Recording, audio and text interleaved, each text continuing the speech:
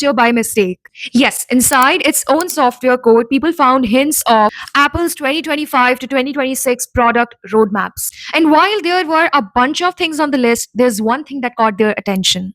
Apple is working on a tabletop AI robot, which is planned for 2027. Now, just think of it like an iPad on a robotic arm. It can swivel, tilt, and literally follow you around your room. If you move, it moves. If you ignore it, it might even try to get your attention. You will also be able to control its view from your phone, like pointing it towards a particular people or a particular object. Apple insiders are already calling it Pixar Lamp because it kind of looks like that famous Pixar logo lamp that hops around. So it is powered by Apple's next gen Siri, which is secretly being called LLM Siri. So this Siri isn't just about voice commands, it is supposed to understand natural conversations, remember context over time, and even handle group conversations. And it could also connect with outside AI models like Anthropic's Claude. And to be honest, Apple kinds of needs this. They have been falling behind in the AI race while other tech companies are pushing ahead.